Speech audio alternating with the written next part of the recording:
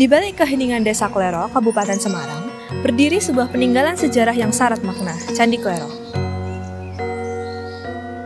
Candi ini bukan sekedar tumpukan batu tua, tetapi saksi bisu kejayaan akhir masa dinasti Sanjaya dan warisan dari peradaban Hindu yang megah. Menurut catatan sejarah dan pandangan para ahli, Candi Klero berasal dari kata Candika dan Graha, dua istilah dalam bahasa Sanskerta. Candika adalah sebutan bagi Dewa Durga, Dewa Kematian, sedangkan Graha berarti rumah. Maka secara harfiah, candi berarti rumah kematian. Dalam bukunya Sejarah Bangunan Indonesia Kuno, Profesor Dr. Susmono menyebutkan bahwa candi memiliki dua fungsi utama. Pertama, sebagai tempat pemakaman raja atau pendeta. Kedua, sebagai tempat pemujaan terhadap para dewa. Maka tak heran jika aura spiritual begitu terasa di tempat ini. Kalau boleh tahu apa sejarahnya di Candi Klero ini, kayak sejarah penemuannya. Saya baca-baca dikit, pertama ditemukan tuh 1955 ya? Iya. Ya, lalu itu dalam kondisi apa, bagaimana, mungkin bisa diceritakan sedikit Pak? Ya sebenarnya gini Pak, tahun 1955 itu masyarakat sini menganggap bahwa tempat ini adalah gumuk atau ngomong seperti sebuah bukit. Di sini masih masih ditumbuh oleh tanah semak, gitu ya? Semak belukar. Kemudian ada beberapa tanaman besar yang berada di sekitaran situs ini. Saya ambil contohnya seperti pohon beringin, kemudian ada pohon bulu, itu kan seperti kayak hutan ini. Kemudian tahun 1995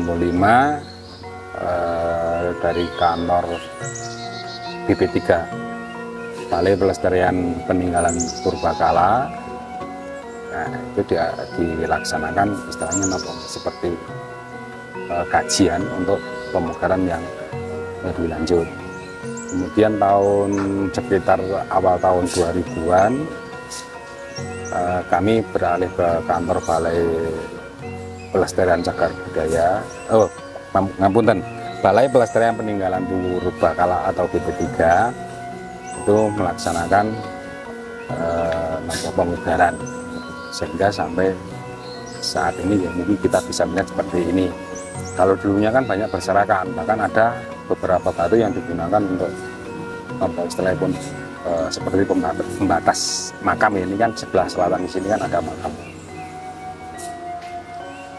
Di sebelah selatan sini makam untuk istilahnya pun sebagai batas bahwa ini adalah tanah Purbakala, dan yang sebelah kiri sebagai tanah makam yang digunakan oleh warga